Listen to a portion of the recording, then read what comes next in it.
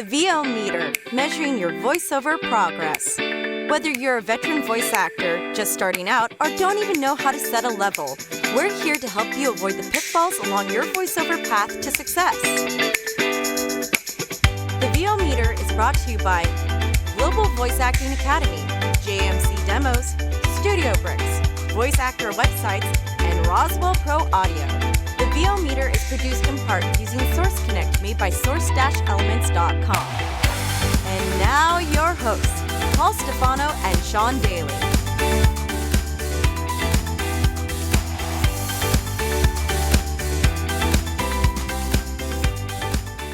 Hi, everybody, and welcome to episode 111 of the VO Meter. Measuring your voiceover progress. Today we're featuring audiobook narrator and other genres, but primarily audiobook narrator Andrew or Andy B. Wehrlen. We'll have his interview coming up in just a moment. He's actually the winner of the Mid-Atlantic Voiceover Conference raffle or door prize as a guest on the show. So congratulations to Andy, and we'll hear from him shortly. So congrats again to Andy. We'll talk to you in a few minutes, but before that, it's time for our VO Meter reference levels.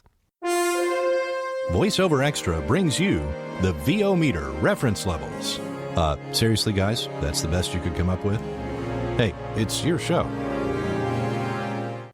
So this episode, I have some good and some bad news. I can either go first with either one, or you can go first if there's anything you really are champing at the bit to talk about. Sean, what do you say? You go ahead. Okay, so first of all, good news, something I forgot to mention last episode because it happened almost a month ago. But I do announcing for the University of Maryland women's volleyball team. And while they have this great arena that's pretty much a professional level that holds 20,000 people, the volleyball team doesn't get to play there most of the time. They play in this ancillary arena, which is still nice, but only holds 2,000 people. And it's attached to the main building. So they had Nebraska coming into play, who is the number one team in the country at the time, and I think still going into the tournament. So to honor that and to get some more attendance, they used the big arena where the men's and women's basketball team play. And Nebraska has drawn crowds from all over the country, and in their own facility. Last year they did a game in the football stadium, which holds almost 100,000 people, and they nearly sold it out. So they're a very popular team, and Maryland took advantage of that. So because of that, I got to perform in the main arena for the first time, and they did very well with attendance. They got over 14,000 people, almost 15,000, which ended up being probably the second largest crowd I've ever announced to, and it was in the pro arena, or professional size arena, with the awesome sound system and the huge crowd cheering. So it was really cool. I have a quick clip I'm going to play just from my phone because it's easier. But this is the team. If you go on Instagram, you can see it. It's a team running in from the locker room into the arena, and they got my intro. So this is the clearest I ever heard my voice on a clip. So I'm going to play it for everybody. Make some noise. Here come your Maryland Terrapins.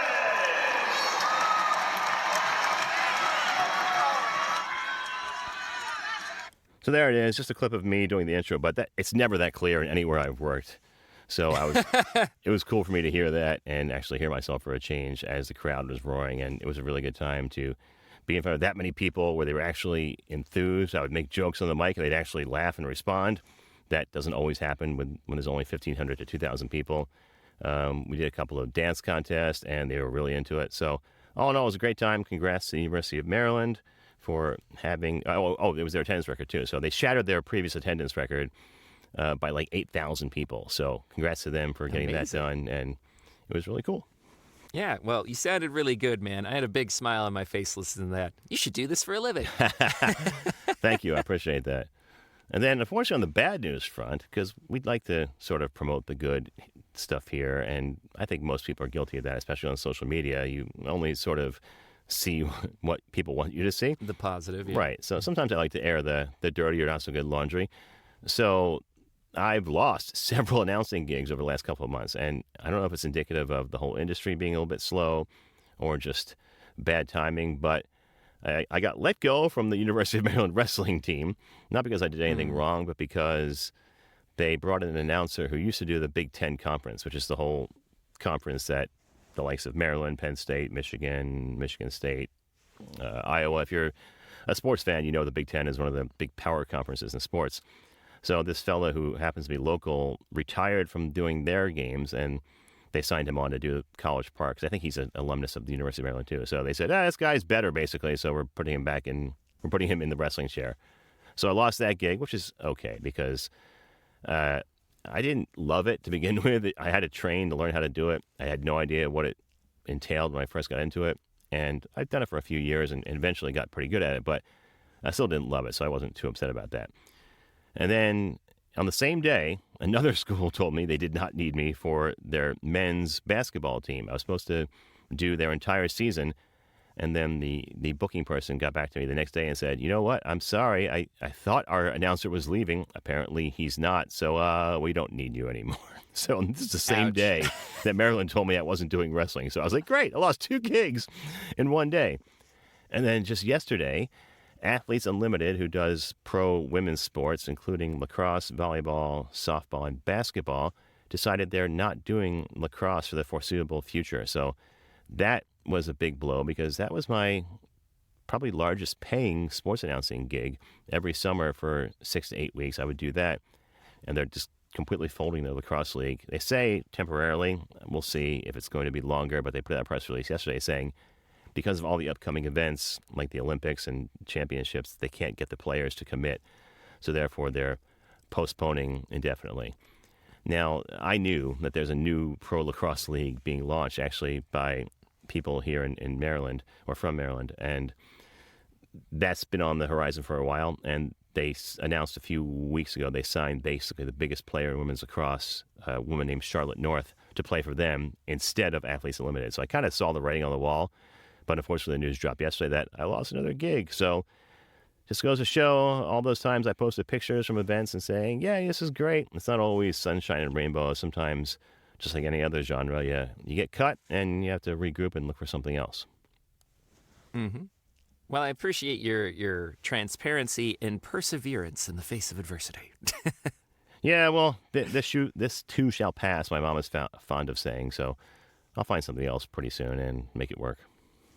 And as we already know, I mean, you need kind of a thick skin to do this. And it's not even like hearing that you suck all the time or anything like that, but it's just like events like this, sometimes you lose a gig that you really enjoyed or was like a nice little financial boon. And sometimes it's just, more often than not, it's just like you just don't hear anything for long periods of time. So, but yeah, so you either keep doing it or you don't. Yeah, like you said, sometimes it's not your fault. So sometimes it is.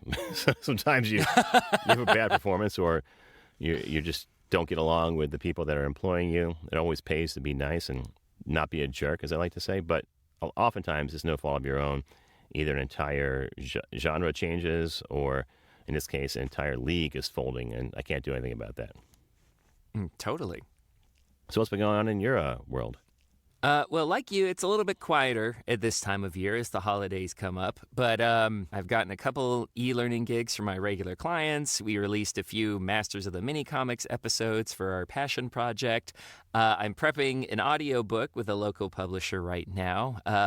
So I actually spent like 12 hours in one day just reading the book because they kind of they're like, all right, you asked for a pronunciation guide. Well, get us the list of the things you need help with. And this just had a whole lot of tribal names that I wanted to get correct, as well as Latin terms, lots and lots of Latin terms that I wanted to pronounce correctly. But I feel like as far for a fledgling narrator myself, I feel like I put the most effort into prepping this book so far. So I'm looking forward to start recording it in the new year. That sounds like it involves a lot of work, but generally that's my favorite part of doing the audiobook is the prep, because I'm sitting on my couch with a cup of coffee or tea and thinking, wow, I'm getting paid to read a book, and that's usually kind of cool. Exactly, I know. But yeah, so I'm enjoying this, and it's one of the most interesting topics that I've seen so far. I can't talk too much about it because we did sign an NDA. But anyways, you'll hear about it soon enough.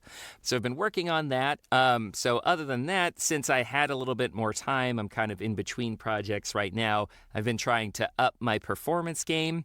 I actually moderated and participated in a anime workshop with Mami Okada. She partnered with Global Voice Acting Academy. And I've long been telling my bosses, I was like, if she ever does a workshop, I'd love to host. I'd love to participate. And then they're like, here you go, Sean. We have enough space. So awesome. Mommy was fantastic to work with. She's an excellent, excellent director. And she had some really good advice about, I mean, anime was really interesting because a lot of people have this conception of it as just being all big all the time. And she's like, yeah, there is that. And it's actually really beneficial if you have like stage experience and can project and be very clear in your emotional extremes and things like that. So I love that aspect. But she mentioned that you also have to balance it with a more casual conversational approach, like on camera, as she was saying. And so being a good actor is really being able to combine this much more grounded, realistic performance with something that is really over the top and evocative, you know? So because it really has both in a lot of the same shows. So that was a lot of fun to work with. We also had some extra space in some of our coach-led workouts through the membership. So I joined in a video game session with Jeremy Hall. He's a casting director for such projects as the Spider-Man games. And then Steve Pogach from SiriusXM Pandora Sound, working on my radio commercial reads. So been enjoying that. Just been trying to get myself back into more regular practice because this year I would like to have at least an animation demo made, if not an animation and video game. So that's kind of the goal for 2025. Other than that, GVA's been going really well. We've got over 300 members in our membership program, and I'm finally getting used to all of the new little things to get used to with our new site and our new streaming service and the membership platform. So feeling good. Awesome.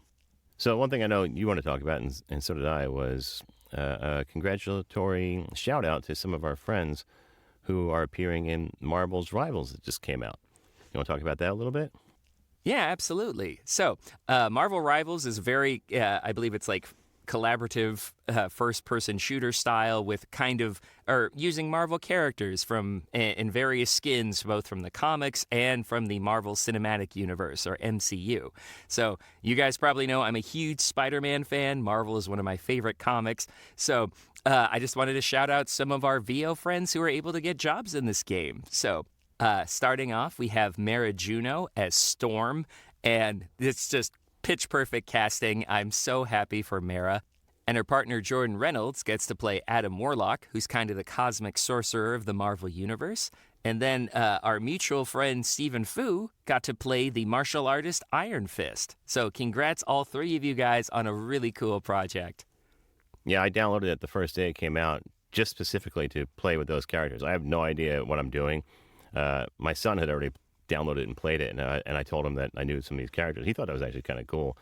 Normally, I don't get that kind of response, but I played with all three, Storm, Iron Fist, and Adam Warlock, and it was the coolest thing ever. I sent Mara and Jordan a message on Facebook saying, "This is awesome! I can hear both of you so clearly. It's amazing." I didn't get a chance to talk to Steven. I definitely want to try it out, too, because I don't know about you, but I got access to some of these auditions, and I really want to see for the next one, be a little bit better prepared as far as the style of performances they want. Well, but, you know what? That's a good point. Adam Warlock specifically, I remember auditioning for, and obviously didn't get it, but I don't feel like, I mean, Jordan's a great actor, but I don't feel like I was that off base. I think it was just a matter of taste in that case. So congrats to Jordan, obviously, but I feel like there wasn't much that I didn't do that he did that necessarily booked the job. I think it's one of those things where it's like they liked his voice, he's great at it, and maybe he was one of the first ones to get it in. But maybe if you play, you might learn the same thing. So he had a relationship. It could be that too. We had a similar thing, too. I actually asked my agent if Rachel could try out for Jeff the Shark because she does creature voices. And she didn't get it, so she lost the job to John Bailey Crumpton, the Honest Trailers guy. But he's an amazing voice talent, too. And like you were saying, Rachel was in the ballpark. She made a lot of similar sounds, but I feel like the only difference is I felt like John sounded a little bit more boyish, a little bit more masculine, which is good for Jeff, I guess, and then maybe a little bit more dog-like. So, but I was telling him, it was like, honey, no offense to your talent, but like getting permission from your husband's agent to perform for something and then getting that job is like lightning in a bottle. So it's just Yeah. So I was trying to like temper her expect. It would have been an amazing way to break into the industry, but I'm like that it just usually does not happen that way. And Stephen Fu is just on fire. We talked about this before we got online, that he's been killing everything. He was Song Woo in the English dub version of Squid Game. He's done a ton of anime and video games. So congrats to Stephen, because I remember even a couple of years ago where he and I were in a similar boat at VO Atlanta. We were working together on the tech crew there, and he hadn't done anywhere near that caliber of project up until then, and he's just completely blown up. So congrats to Stephen too. Yeah, and he's always been so humble and so friendly and just a great guy. So well deserved, Steve. So that wraps up our VO meter reference levels. Once again, we'll hear it from Andy Wehrlen in just a minute. But first, it's time for Questionable Gear Purchase. So I haven't bought anything. No, that's not true. I did buy something. I'm a liar. I was saying I had nothing to talk You about. lied. But You I lied to me actually do. just now. Yeah. So I keep trying to find a way, something portable to read a script on, or sometimes an audiobook. So I figured out I needed something else when I went to this author's house to record in person. And I was recording on the laptop, and then I thought, oh crap, I need something to read the book off of, because I need to follow along and proofread as we're recording. So I was unprepared. So I think I used my phone that day, but the combination of my bifocals or transition lenses or lack thereof and reading glasses, it was a mess trying to read on my phone. So I brought my son's old iPad mini, but it's like an original one, so it's so old it can't even update anymore, so that's kind of dangerous to download stuff. Oh, no. So I went and bought a Microsoft Surface Pro 4, which is okay. It does the job, but I haven't used it in like a month since I bought it. I really need it just for that one project. Maybe not fun to use, but functional. It's functional, but I just don't think I'm going to use it very often. So I'm going to probably get rid of that as well and go back to getting an iPad. So I'm looking at iPad Pros or the most recent iteration of the iPad, just as something to, one, use for script reading if I need it remotely, or to book prep. This is the other time I actually use it, is to prep a book like you were talking about, because I like the stylus, either on the Surface or the iPad, to highlight words, make notes on the screen as you're going through the book and preparing characters or writing in pronunciations like you were saying. So I had an iPad for a while to do that, and when I hadn't narrated a book for a while, I got rid of it, but I think I need it again. So I will probably be buying an iPad What are you pretty looking soon. for specifically? You want like size or power? I need low price that has pen compatibility or stylus compatibility, because I don't need storage. I only usually read one thing at a time and then probably delete it afterwards. I don't store any photos. So I need bare bones, because the only other thing I use it for is FaceTime, like either with the kids when I'm away or with my mom, because she can't figure out anything but the iPhone. So I need it for that. Nice. I don't know if you need to go all the way. Like, if you're trying to save money, there's a couple options you can do. I mean, honestly, you mentioned being interested in a Pro. It depends. If you want, like, the old form factor, you could still get by with something from, like, 2018. Like, if you want something newer, I'm on the 2021 Pro that I got used, and I use it with the Magic Keyboard. So, and like we said, like, I like to use them to prep books. I actually have a lot of wrist tendinitis issues from old injuries and stuff like that. So I prefer to have something on my lap and to take notes on and stuff like that. I don't actually holding a book or a tablet can really aggravate my wrists. Okay. But so I'll have that, and then I actually do a lot of work on my laptop because I like the bigger screen. It's a little bit easier to have like multiple windows open, so I can like copy and paste a word and then find a video or a pronunciation guide for it in another tab. But yeah, I mean, now we're kind of like, almost to its detriment, Apple has kind of really obfuscated their iPad lineup. It used to be just their Mini, their iPad, their Air, and their Pro. Yeah, it's so hard to track now. It's like the Samsung phones. You can't tell what model does what and which one you need. Mm-hmm. And so I know, like, the iPad it's really good now. It's got the new format, but it also has some weird, like, it doesn't work with the more with the better stylus, the magnetized one, because they needed to make room for the camera, because they moved it from the portrait top to the landscape top. So that used to be where they had the magnet attached the stylus to. Oh, yeah. So they're like, all right, well, if you take a USB-C and then this weird adapter thing and then plug it into, or actually, no, it's a lightning one. And then plug it into an adapter and then plug that into your stylus, the old unicorn one with the losable top, then you can use a stylus. So if you need a stylus, I don't recommend the base iPad. But I really enjoyed using the iPad Air before I upgraded to the Pro. Main reason I wanted that, I wanted the Pro was because I was doing more video stuff and I wanted a little bit more power, but honestly, the form factor, and if you don't mind more of a matte screen, like a slightly less impressive screen for it, then highly recommend the iPad Air. And now they even do like the 13-inch version. So if you want like the largest size but more affordable, then you can get the 13-inch Air. And then, of course, if you just want the biggest, most expensive, then there's the iPad Pro. But like I said, you can definitely, yes, the technology's better now, but it's like you could use something that's 5 or 7 years old and just be fine. iPads have gotten, the use cases for iPads have not evolved as quickly as the technology inside them, if that makes sense. Well, I think the folding phones have put a dent in that. I know Apple's on the verge of releasing a folding phone, probably for that reason, just to be market competitive, because several companies have foldables that open up to the same size as an iPad mini now, but not Apple. Oh, that's nuts. So yeah, I'll figure that out pretty soon. We got to maybe. work all the bugs out. It has to be perfect before we release, but I don't know. So I'll figure something out. What about you? Any questionable gear purchases since last time we talked? Not yet. I'm circling the drain on making a Mac Mini or an M4 Mac Mini purchase. Still? What's that? Is it still? I know we talked about that last time. We did.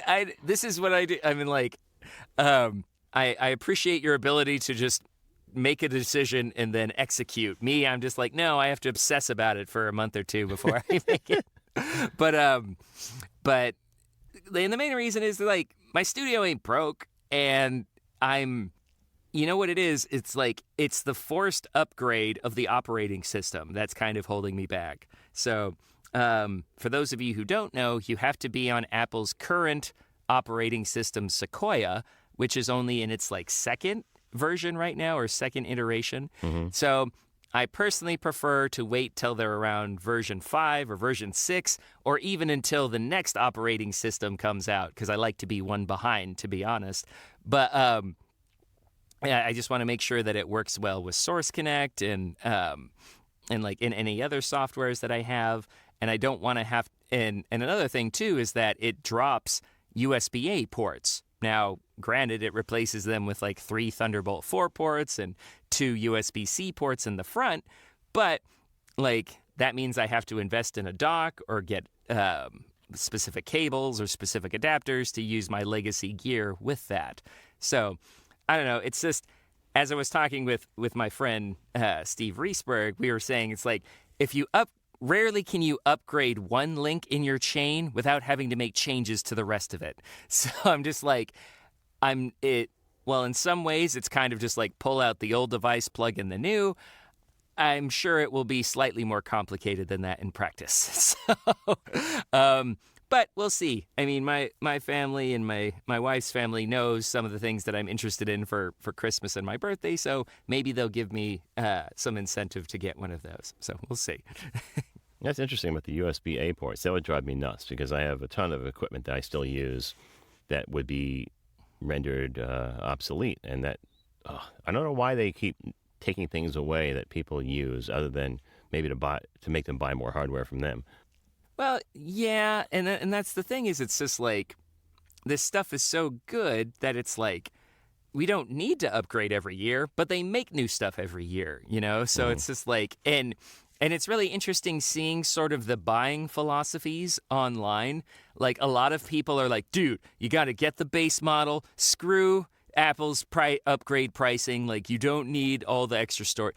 Granted, $400 for 700 gigs of storage is criminal, but it's I don't know about you, but I can't remember the last time I had a drive that was less than 1 terabyte. Yeah, well, I'm actually using one now, because it's a bit older. Mm-hmm. So, I mean, to be honest, my current Mini's 512, and it was kind of a test because, like, I wanted to. When I bought it, they only had a few models that were available to ship. So I got one with like 8 gigabytes of RAM and 512 gigabytes of storage. And while I've had to offload documents or my files several times, it's fine now. I've still got like 200, maybe 300 like gigabytes of space. So I don't know. I'm just trying to. While I could benefit from the extra speed and processing power and the new form factor and stuff like that, again, things aren't broken. This thing's still pretty fast. It's like, it's only when I'm like crunching video files that it like slows down at all. So it's just, I don't know, I could probably get another year out of it, but that doesn't stop me from drooling over the latest tech. Mm-hmm. Probably need to buy more microphones. That'll distract your attention for a while. Oh, yeah, that'll distract me, something I need even less. Well, best of luck with whatever you decide. Mm-hmm. But since we were kind of, we were actually being good and disciplined and not spending our money, we did want to talk a little bit about affordable gear for the VO people in your life, because it is the holidays and there are options available. And frankly, I've been seeing every day on the socials, what's the best mic for voiceover? What's the best interface for voiceover? And please make sure it's under $100. So I think that's a little unrealistic and you should save and try and stretch your budget a little bit more than that. There are some options that you can have to get you to that point, to get you started if you really are just trying to practice with a microphone, maybe do some fan projects on Casting Call Club, or even try some ACX projects. Yeah, so a couple we were talking about from the USB side. There's a few we recommend at Twin Flame Studios, which is the company I've talked about where I do live directing for. So one is the AT2020 Plus, the old standby. It's the digital version of the Audio-Technica 2020 microphone. It's a side address medium capsule condenser. We also recommend the Audio-Technica ATR 2100, which is a USB dynamic microphone. It could be handheld, or it can also just be used on a stand. Another one is the Shure. That has dual outputs, right? Like USB and XLR? It does, yeah. You can do either one. So generally, the people we're working with have not done a lot of recording on their own, so we recommend the USB because they can just plug it right into their computer. So that is one of the reasons we recommend that one. We also recommend the Shure MV7, which is a digital version similar to the SM7B in look and shape, but it's also a digital version, and it can be used with USB. And the last one I recommend is the Yeti, the blue, or Logitech now Yeti, or Yeti X. I prefer the X because it's a little bit newer, and it sounds better in my opinion. I did a shootout a couple of years ago. I was going to say, have you noticed any changes from say, the blue version to once they got bought out by Logitech? I haven't tried the X made by Logitech, but I had the blue Logitech Yeti X from like 3 years ago. And I did a comparison in this booth with a Sennheiser 416, which I had at the time, and they were pretty close. In fact, an engineer friend of mine picked the wrong one when he listened to it on YouTube. Now, oh no, YouTube compresses things and makes it sound a little bit different, but yeah, he couldn't tell which one was which. So that one's really good. And another one that I've been recommending, and I actually just bought, I think I recommended it on the last show, is the Neat Microphones Bumblebee, or Bumblebee 2, sorry. Mm-hmm. So that's still on sale for $24.95 on Amazon. I'm looking at it right now. And the Worker Bee, which is an XLR version, is $59. So either of those Neat microphones are fantastic too. My daughter is using the Bumblebee right now at college to do auditions, and it sounds great. Awesome. And we talked about last time, the one thing about the Logitech, and I don't want to disparage the company too much, but the Yeti Orb failed within a couple of months. So just be careful with that. It sounded great at the time. It's the other one I sat with my daughter, and it's quite possible she spilled beer on it or it got kicked in her apartment with a bunch of college kids. But it developed this weird background hum that makes it basically unusable now. So the Yeti Orb I would not recommend based on my experience only. Gotcha. Well, thanks for that. if you want recommendations, you should check out my voiceover career questions and considerations resource doc. If you don't have that, I can send you a copy. It's got a whole studio section of industry vetted microphones you can do. Jordan Reynolds, who we were talking about earlier, you can go to his Audio Ninja website, and he's got a whole page of voiceover recommended gear that you can check out there. So, like I said, you can check out those lists, see what you might want to invest in, and then you can see if there are any deals, like on Amazon or whatever your audio site of choice is. So that wraps up our questionable gear purchases, or lack thereof. We'll hear from Andy Wehrlen right after these important messages. Hey everyone, Studio Bricks designs and creates the highest performing portable sound isolation booths. Our professionally perfected acoustics enhances your performance and takes your recordings to their maximum quality from your home studio. Forget about managing noise conflicts with your neighbors and family. Pursue your passion for voiceover on your own time and on your own terms. Walgreens, because it's flu season. You live in a place with doorknobs and handrails and, people. We tried booking a vacation rental on one of those other websites. They don't always tell you everything. The stars take it to the red carpet. We are back live from the red carpet. California leads the way for change in America, and so does Kamala Harris. Rated M for mature. Claire Redfield. And who exactly are you? So, yeah, what hashtag should I use to describe a grown man in a tuxedo wrestling a goat? And prior to 1933, many of them belonged to a variety of political parties that were now outlawed in Germany. This is the story of how Q got curly. Quinn was crazy about curls. Curly fries, curly straws, curly-haired dogs. Hey, Jay Michael here. Thanks for listening to the VO Meter podcast. It's one of my favorites. If you're looking for a great demo like the ones you just heard, check out jmcdemos.com for more information. Hi, everybody, and thanks for joining us for our interview portion today. Our guest today is Andrew Wehrlen. With a strong, friendly, and confident voice, Andrew will tell you a story in an authentic way that seems like you're hearing it from a friend you trust. Specializing in sci-fi, thrillers, horror, post-apocalyptic, and genre-specific. As Andrew likes to tell his clients, let's talk about the end of the world. Andrew has narrated over 300 books, both as himself and under his romance pseudonym. He caught the acting bug in high school and has been infected ever since. A 2019, 2020, and 2021 Independent Audiobook Award nominee, Andy uses quality equipment to produce great listening experiences. In 2022, Andrew was nominated for a Sovas Award for Outstanding Voiceover Best Political Demo, and again in 2023 for Best Sci-Fi Audiobook Voiceover. And Andrew is joining us as a winner of the raffle at the Mid-Atlantic Voiceover Conference, where we offered a spot on the podcast as a guest. And we're happy to have him. So, Andrew / Andy, thanks for being here. I'm happy to be here, Paul. It's nice. Yeah, we've actually known each other probably since I started in the business, and maybe we were starting around the same time, but it's nice to finally have you on the show. So, thank you. Yeah, it's great. It's great. Yeah, we met at the JMC. I think the first time we met was the JMC's political thing that he had in D.C., right? If you remember. Yeah, at least in person. That was the first time. In person. Yeah. Jeez, that was like 4 or 5 years ago already. I know. Time flies. It was pre-plague. So speaking of time flying, tell us about how you got started in this crazy business. So many years ago, I've been in law enforcement for over 25 years, and I'm in the twilight stages finally. And in 2011, I finished a master's program and had not a lot to do because our schedule was kind of free. In terms of 8 days we work, at least back then.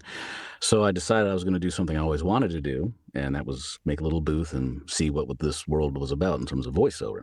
And I had no idea, it's like going to Australia. Where are you going to go? I don't know. Brisbane, Sydney, who knows, right? So I just voiceover. And I had some coaching locally from a guy who's still around. He does mostly medical stuff now. And sort of got my stuff set up through him. And then one day I'm, looking for stuff on the internet, obviously for research and what's out there. And I stumbled across the Audiobook Creation Exchange. When I found that, I was like, oh, this is cool. And looked through that, did some stuff. And always a great area to learn how to sort of get your feet wet on audiobooks is reading to your kids, because at least the way I do it, I was with the voices and all the, the excitement. I wasn't just a straight reader. So I started throwing out auditions, and I got one book from a lady who lives up in Pennsylvania. Her name is Jacqueline Druga, and she does a lot of post-apocalyptic, end of the world. That's all she does, and she's prolific. She just writes tons of books. I started with her. She gave me my first shot, and that was in spring of 2012. So ACX was really just getting started back then. I don't think it was a year old even. And that led me down the road, and I've kind of been more or less busy at some level or another ever since. So fast forward to today, my niche has pretty much been audiobooks. About 10 years ago, I tried a romance book because a lady liked me, and she said, "Hey, would you do romance?" And I was like, I never really thought of romance. And here we are again, 10 years later, and the romance guy is outpacing me. He's caught up to me and outpacing me by far. So I'm actually like at 373 books out there today, I think, with another, God, it's got to be maybe 15 or so in the hopper through June of 25. So I'll hit 400 books in 25.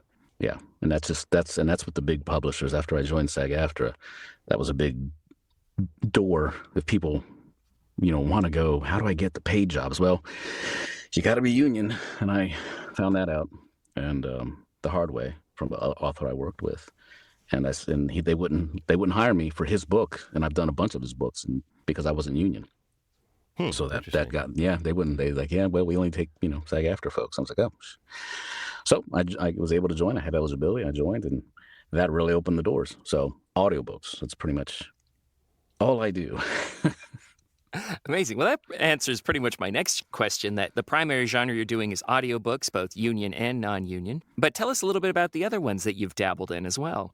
The goal this year, and it has been for the past couple of years, is to get not out of audiobooks, but to grow from audiobooks. I still love audiobooks. I do very well with those, so I'm not giving that up. And I've established myself pretty well there. But I would like to either try to get into political, commercial, or promo. Those are the three that really I have my eye on. It's just hard, and I think you guys know, getting into those other genres. It's hard to get into any of them. I've got a good foothold in audiobooks, so I can see that the frustration people have. It's not easy. I get auditions from a couple of places, from Lotus Productions and from Voices Talent out there in LA. And there's a million people applying for these jobs and auditioning. So it's not easy to get your foot in the door in some of these things. So I'm still working on it. It'll happen eventually, I'm sure. But yeah, it's a lot of work and a lot of patience. Yeah, it's like any genre, really. And like you said, it's just a matter of pursuing it, getting the training, and making sure your chops are up to snuff. And then once you get those opportunities, hopefully those will come. So best of luck with that. Yeah. And I'm really glad that you shared that experience, because recently I've been seeing a lot on social media, all these aspiring talent who are just like, well, I really just want to do anime, or I really just want to do animation. And I'm like, you don't have that kind of control over your career trajectory. Right. What you desire to do is not necessarily where you're going to end up. And like you said, all of them sort of have these barriers to entry that we might have to follow to actually gain any traction. Yeah. You never know. I want to go to Australia. Okay, there's a lot of places to go. You take a flight down there. Where do you actually end up? So yeah, I fell into audiobooks. I wasn't I was going to be the new Lexus GX 550. That I wanted to do that kind of stuff. Whatever it was, right? I didn't start to do audiobooks, but audiobooks found me. And as much as I love them, and I do, and they're a lot of work, but I would like to do other stuff. I haven't put that in my bio yet, but even this year I got nominated for another Sovas for my promo demo, and I'd worked with Joe Cipriano on that one, and then J. Michael with his demo, and of course J. Michael's like the master of those, right? So I didn't win again, which is fine. I don't really care about winning as much as just getting the nods. But again, I got a demo for promo, a demo for political that have been nominated for these Sovas things, and I still haven't got any work there, and some of it's my own fault for the marketing part is always the other issue here, right? Marketing is so hard too. It's tedious and laborious and not fun. Depends on how you do it and the results. Yeah, it's true. So going back a little bit, when you said you sort of fell into audiobooks, I was actually kind of the same way. It wasn't something I was pursuing or looking to pursue. It just kind of where people kept hiring me. So I'm up to like 150 now myself, which is, that's a good number. Yeah, it's not bad. But again, I wasn't really chasing it. So I'm wondering, what were your biggest challenges getting started, especially seeing early on that you were headed towards audiobooks when it may not have been what you were hoping to do?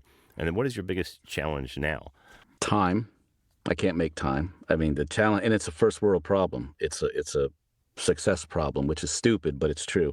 I get offers not every day, but like every couple, 3 days from the bigger publishers now.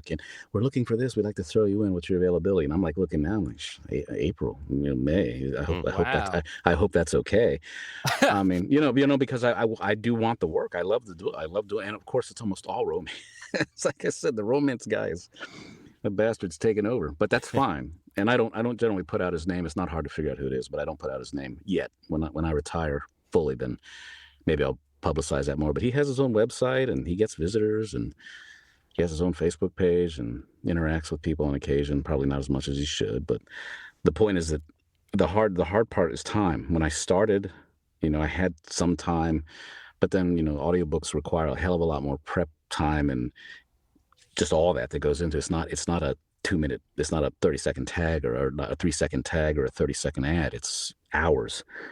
So it's time is the biggest challenge. Getting started was easy for me, and I think that's mostly because I was lucky. It does require some talent, sure, but a lot of it's luck and timing. ACX came, and the timing with ACX and my start in this was perfect because it had just started.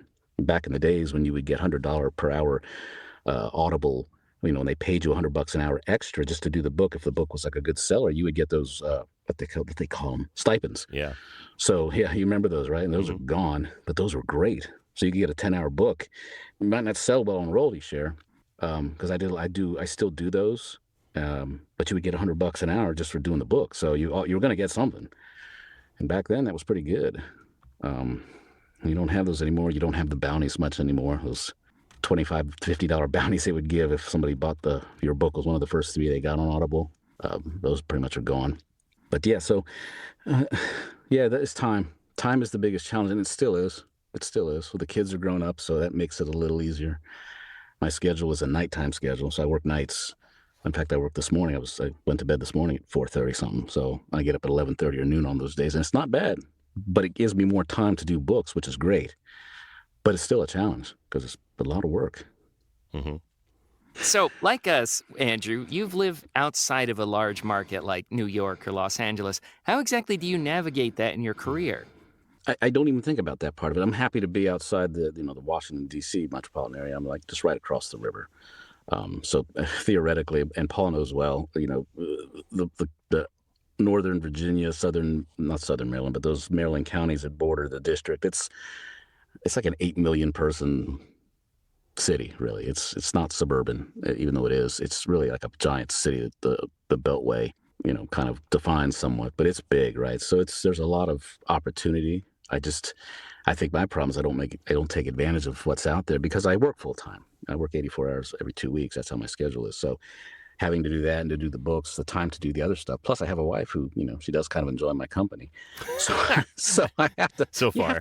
Right. So far after 30 years, but you have to, that's the hard part people don't get. It's just not to go in the booth and record them. There's time, effort, preparation, the coaching, things like this, to get your name out there and to get people to know you. It takes time. And if you're not willing to invest the time, the money's not that hard to come by, truly, but it's the time. And as you do more of it, you accumulate, and then you can get better equipment, better mics, a booth. I had a closet for up until July. I was in a closet, like a 30-inch by 29-inch closet. That's where I did everything, most of those books. So now I'm in this big bear cave booth, which is awesome. That's awesome. And no shade on the closet booth. I mean, Paul often tells me that was my best booth, was my mother's closet. So it's true. I did a ton of books. I did my political demo that got nominated in that closet. I think it was Fractured that was nominated for the book last year, 23, and I think I did it in that closet. And of the nearly 400 books that I've done, definitely over 300 were in that closet. And when we had a reno last winter, we were out of the house for 6 months. I created a nice booth in a closet at that rental house we had, and I did my promo demo in that closet with J. Michael, and I got nominated for an award. So, yeah, if you know what you're doing or have a good idea of how to work things out and know what sounds good, you don't need, what I have now. But it's nice to have, but you don't need it.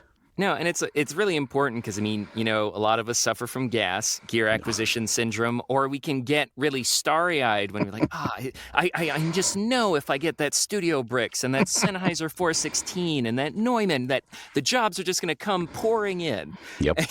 And it's really easy to put your priorities in the wrong place and force yourself into debt if you're not careful. 100%. And I'm glad that you brought up the time management thing, too, because I remember early on in my career, like a decade ago, I was like single and I was like working into the wee hours of the morning, like 2 or 3. And then I would wake up in 4 hours and then I would do my full-time job. And then I would do another 6 hours for the VO stuff.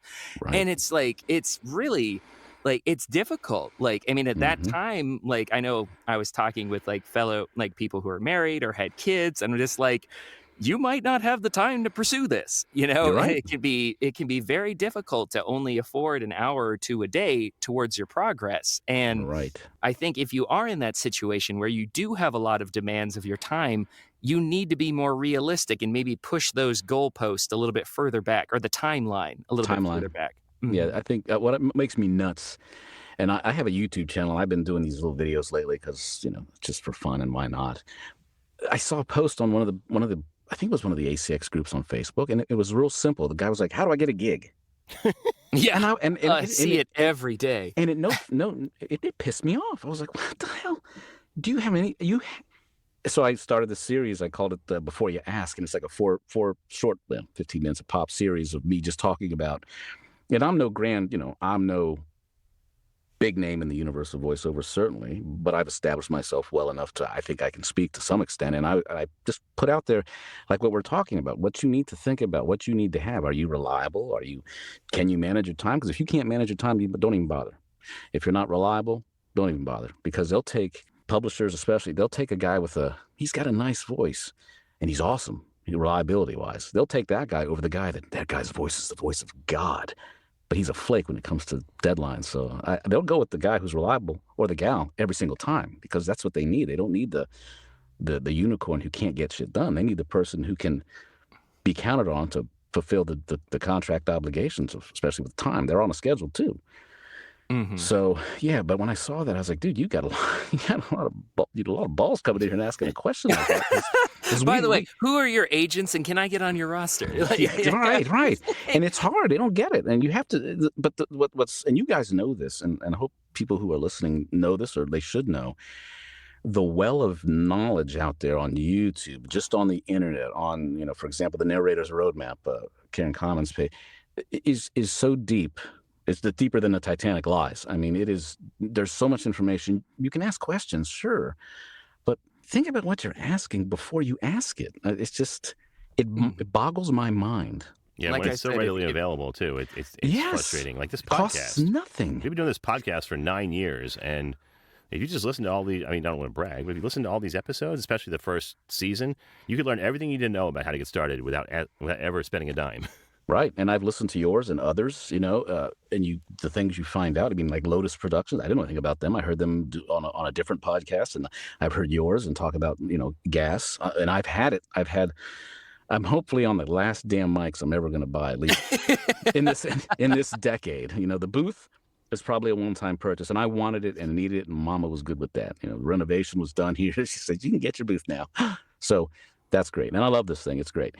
But I had a TLM 49. I've had a Lewitt mic. I started with an AKG 200 way back when, and it did its job. But I moved up. I had a CAD 300, and probably a couple of others. I had one of those. I can't even think of the name of it. But anyway, I've moved on to where I got the 416 a couple of years ago on sale, and I love it. And I use that a lot for my auditions for commercial stuff. I'll use that one most times. But lately with this Roswell Mini K87, I love this thing, so I use it now for audiobooks exclusively, certainly, and on occasion I'll use it for an audition.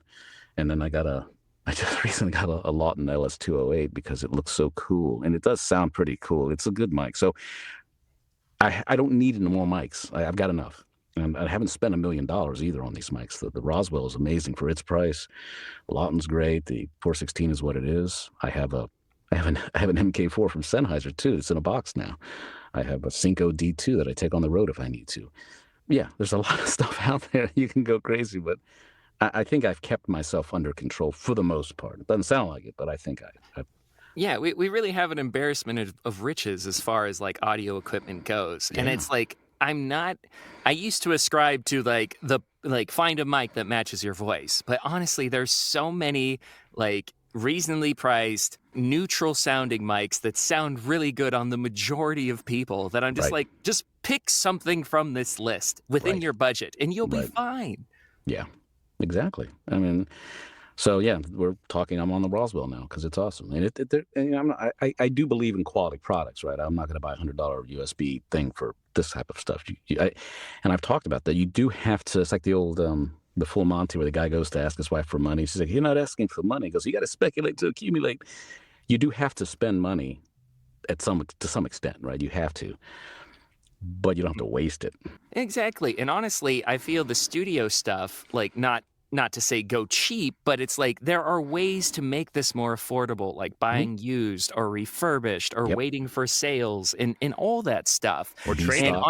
Or trading, yeah. Sean and I have done it a few times with each other. Oh, yeah. No. Yeah, and I sold the only mics, the mics I just mentioned at the end here, the ones I still have, and I'm not going to sell them. The Roswell I'm keeping, the 416, of course, I'm keeping. The LS208 I'm keeping, the MK4 I'm keeping, because you never know. Something could happen. But I've sold the 49. I sold the CAD and the Lewis. I sold all those. I sold the first audio interfaces I had. I love the Apollo, even though it gave us some trouble earlier. People don't know, but it's amazing we actually got to this point. But yeah, it's a great for me. It's a great setup. I've used it for over a decade. So yeah, I think I'm set in terms of what I need. And when you can economize, you do. The padding for my room is a lot of it's made. The acoustic pianos my daughter and I made. From I forget what the hell the stuff's called, 3M fiber the Corning, stuff. like the Rockwool stuff. Not Rockwool, but it's like there's a page I saw, another YouTube video where the guy made all these panels out very cheaply. Like I got 5 for $119, and all you do is you go to Joann's Fabric or wherever, buy a little fabric, and you can use glue and some these sticky things, and you cut them in lawn fabric or something. They're really good though. They're really cheap, but they look nice. They look like what you'd see in the studio, and you don't have to frame them and all that stuff. They're solid, but they do the job, and it was cheap. So I could have spent money. Easily 2 of those could have cost $120, if not more. So yeah, I mean, you gotta look to economize. You gotta save money where you can. Yeah, definitely. So shifting gears a bit, you're here. We are friends and known each other for a while, but you're here primarily because of the Mid-Atlantic Voiceover Conference and winning the raffle. So you and I were both there. We spent some time together at lunch at one of the days. Tell me about the conference and what your experience was like this year. It's always great. This year every year's different. Val Kelly does a great job of getting quality, nationally known speakers and presenters. She does it. This year she had the NAVA founders for the National Association of Voiceover Artists, and she has just a bunch of different people. And you get to experience little things. It's like going to the candy shop and where they have samples, because you can. That's how I got the promo thing. Last year she had Joe Cipriano there, and Joe Cipriano's, he's a god in the world of voiceover, right? Especially in promos. And I took his class and the mastery session, and it was so awesome, and I felt like it was perfect for me. And then I took his class after the fact, and that was great. And then obviously it paid off because that demo got nominated. But yeah, you go to these conferences, and it's nice, and it's not giant. I don't know how many people would you say were there? 100? Maybe? I think she caps it at 100. Yeah, so that's the number. Which is nice because it's manageable for her, obviously, but manageable for just not being overwhelmed.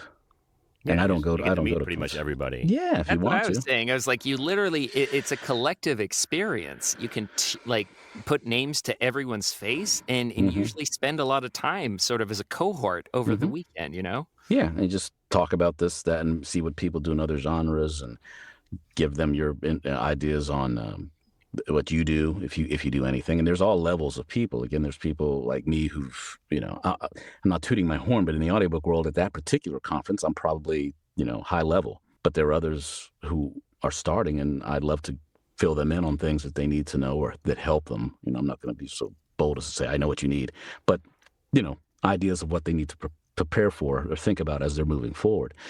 And then I get that from others who are higher level in other genres, whether it's commercial or just regular narration, like for corporate type stuff. So yeah, it's a great little conference. It's close to home for me. I don't do a lot of the traveling. I've never been to VO Atlanta or VO Dallas or anything like that. And I don't think it's not because I don't have the money. It's because, again, it's a time thing. So yeah, I do want to go. This year I was thinking about Atlanta. I can't. We have a wedding the same weekend, so that ain't going to happen. But Mayville's perfect for me, and it's great for where it's located on the East Coast, right next to Dulles Airport. It's so simple, easy to get to, nice venue, and she does a great job, and it's a fun time. Yeah, well, I thoroughly enjoyed it as well. It's also local for me. I tend to go back and forth most of the time. I did stay one night in the hotel, but generally I drive back and forth. But yeah, as always, Val did a great job, and thanks for having the conference and sending you our way for this interview. No, it was nice to win this. I was like, oh, this is great, because this is something you can't really buy, It's like if you have time, but so this is nice. That's nice, you win, you get this, and you get to get on a well-known podcast, and well, these your own little press tour, right? No, yeah, it is. It's like I don't get a lot. You do your own little marketing as best you can. Like I said, I think I have 362 people, maybe 67 subscribers on the YouTube channel. I would love to see that grow, but because, as we all know, a lot of it's word of mouth and networking, and I don't network enough. Again, that's a function of time with my schedule, with my books. And again, I actually like my wife. I love her. So I like to, and my kids too, though they're in college. But, when we're home at night, on the nights I'm home, working nights, I'm only home 15 nights a month. So that shortens our time together in the evening when she works during the day. So yeah, we like our BS time to hang out and watch shows and do that kind of thing. So I'm not going to give that up either. So yeah, it is a challenge. People work-life balance, and you call yourself an actor? Yeah. So with our 100,000 downloads, this should skyrocket your popularity. I hope. I hope it helps a little bit. Even three more subscribers on YouTube would be awesome. The YouTube channel is for fun. I used to just put books. How you had that? I forget what that site is called. That makes you can. Can't remember the name of it. Anyway, you put up like a picture of the book, and it has little waveforms and stuff on it. Headliner, yeah. So I would do that a lot, and then I would sometimes record live or record me reading, the video and on reading the book. And as I've gotten more time and be able to play with stuff, I can use like Filmora Wondershare is good for recording, making videos, and I've done reviews of certain products. I did one of the Roswell. I've done one of the Booth. I'm going to do a bigger one, a more comprehensive Bear Cave Booth one in another couple months, like for a 6-month review. Software, sometimes I'm going to do one of those. So it's just kind of fun to share my experiences. I'm not an expert. They're not highly produced like some of the ones you've seen out there. But they're fun.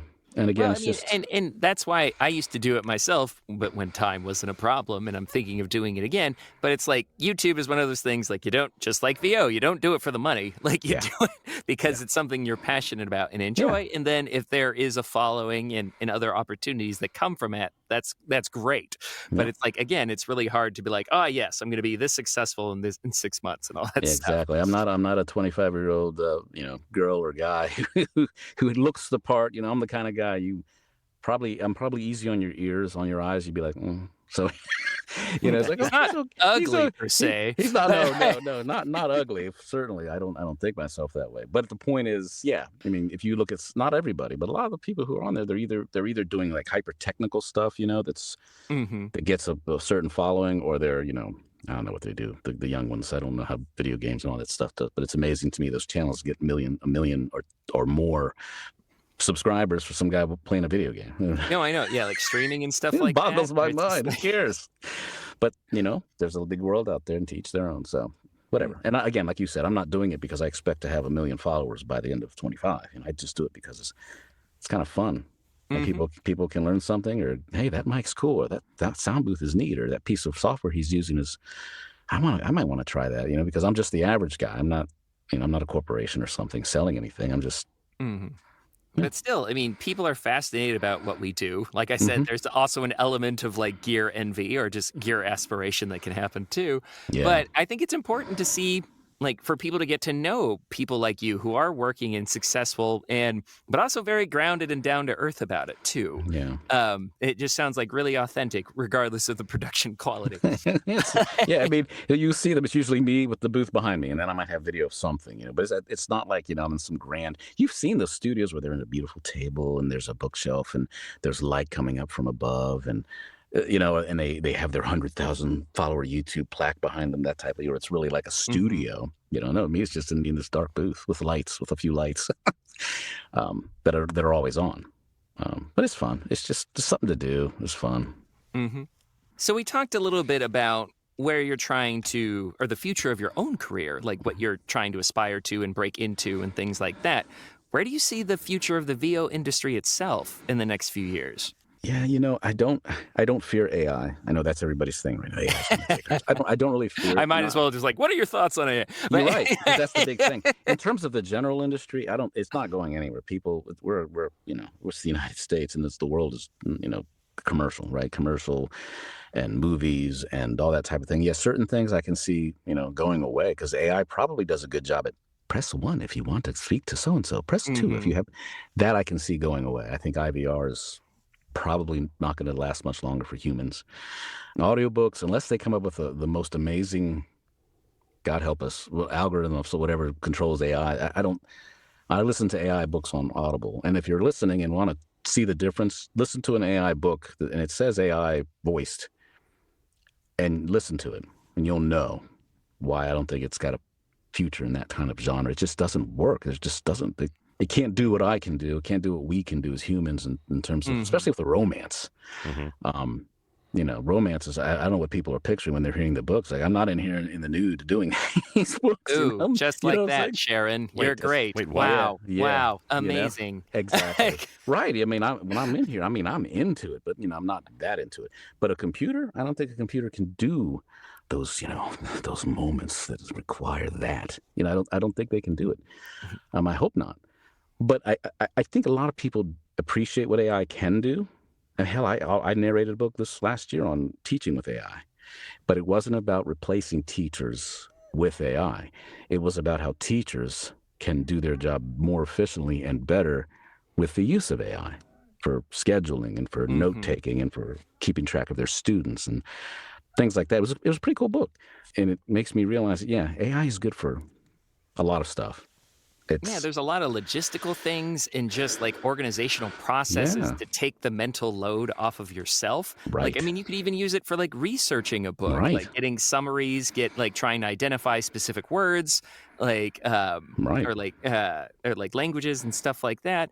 But again, it's a tool. And while people are kind of pushing for the replacement of people and other things, I think the bubble really is about to burst, as we can't put all this investment in this technology until we see a little bit more of the actual benefits it can bring. Like right now, a bunch of rich people are trying to be like, this is the greatest thing since sliced bread. But we're like, if you want to write an essay, and that's a dangerous thing, because they have other AI. It's like AIs fighting each other. The plagiarism AI will catch the kid cheating with the write my paper AI, and that's got to be an interesting battle. I heard Google had come up with some amazing breakthrough yesterday. As a matter of fact, I watched a lot of CNBC, and they, I don't know what it means, but it's something that's been like 30 years of an issue that they've made a breakthrough. I don't know what it means for the whole thing, but it has to do with AI. So who knows? But people will always be wanted. I think a lot of, fortunately, companies, producers, production companies, listeners in general, they want a human.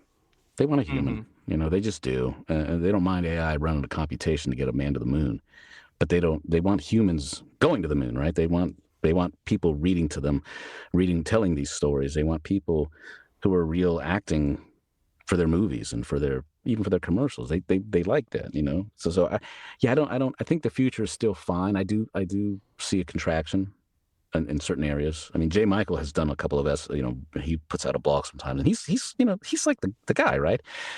He has his finger on the pulse of this industry as well as anybody, I think, and he's not worried about it. Granted, he's J. Michael Collins, but he's not the only player in the game. He's just one of the bigger players in the game. However, that doesn't mean there's not room for somebody else, because in every business and in every field, there's always room for somebody to come in and do something different or do something more, or just, get a seat at the table, because the table's pretty big.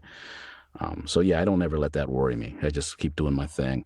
And that's the thing I would tell other people out there, is to don't worry about that kind of stuff. Just pick your coaches, kind of aim at a genre and see what happens. And if it doesn't work, it doesn't work, and try something else, because there's so many little islands, or so many cities. And again, back to Australia, there's so many cities on the continent to try. You can go to a lot of them. So yeah, you're right. You might want to go in doing promo for, Saturday night on Fox, and that just isn't you. I did a thing with last year. I don't know if you were there, Paul. They had what's his name? Cliff Zellman was down there at MAVO, and he did the Tier 3 automotive class. And I was like, oh, this is awesome. I want to do this. So I hooked up with him after, and we did the Tier 3. We did a lot of, coaching, that type of thing to do a demo. And at some point, maybe a couple months in, he and I both came to this epiphany. It's funny because it was almost at the same time. He was like, you know what? I don't think you're cut out for this kind of work. He says, I'd love to. No. And I was like, you know what? I feel the same. I thought I was alone on this. He goes, no. He goes, I'd love commercial. You're great. I'd love to do commercial with you. He said, you could be the voice for a national car ad. You could do that. That's not an issue. He says, but I don't think this Tier 3, because Tier 3, if people don't know, there's the Tier 1 is like the national Mazda, right? And that guy only does Mazda. Tier 2 is the regional stuff, like the East Coast or the Southwest or whatever. Tier 3 is, Kuhn Chevrolet or, Tom Brown's Honda, whatever. There's local. And we all know how those sound. And for some reason, it just wasn't clicking. And I was like, you know what? You're right. Let's do commercial. He said, let's do commercial. So we switched and did a commercial demo. But that's what happens. You have to be willing to accept that, too. And not go, oh, I want to do Tier 3. Sometimes you're just not cut out. Like I said earlier, it's just like where you want to go may not be what you're suited for. Yep, 100%. So, but you have a thick skin. That's it. That's the biggest thing. Thick skin, patience, and hard work.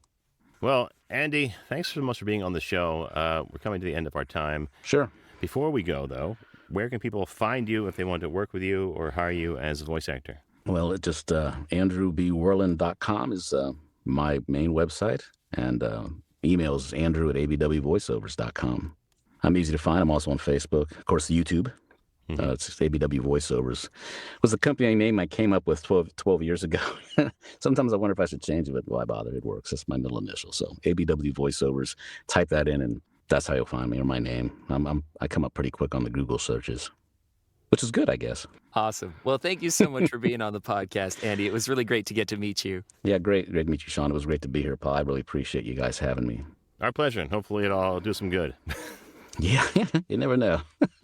How many times has this happened to you? You're listening to the radio when this commercial comes on, not unlike this one, and this guy starts talking, not unlike myself. Or maybe it's a woman that starts talking, not unlike myself, and you think to yourself, geez, I could do that. Well, mister, well, missy, you just got one step closer to realizing your dream as a voiceover artist, because now there's Global Voice Acting Academy. All the tools and straight-from-the-hip, honest information you need to get on a fast track to doing this commercial yourself. Well, not this one exactly. Classes, private coaching, webinars, home studio setup, marketing and branding help, members-only benefits like workouts, rate and negotiation advice, practice scripts, and more. All without the kind of hype you're listening to right now. Go ahead, take our jobs from us. We dare you. Speak for yourself, buddy. I like what I do. And you will too when you're learning your craft at Global Voice Acting Academy. Find us at globalvoiceacademy.com. Because you like to have fun. In these modern times, every business needs a website. When you need a website for your voice acting business, there's only one place to go. Like the name says, voiceactorwebsites.com. Their experience in this niche webmaster market gives them the ability to quickly and easily get you from concept to live online in a much shorter time. When you contact voiceactorwebsites.com, their team of experts and designers really get to know you and what your needs are. They work with you to highlight what you do. Then they create an easily navigable website for your potential clients to get the big picture of who you are and how your voice is the one for them. Plus, VoiceActorWebsites.com has other great resources, like their practice script library and other resources to help your voiceover career flourish.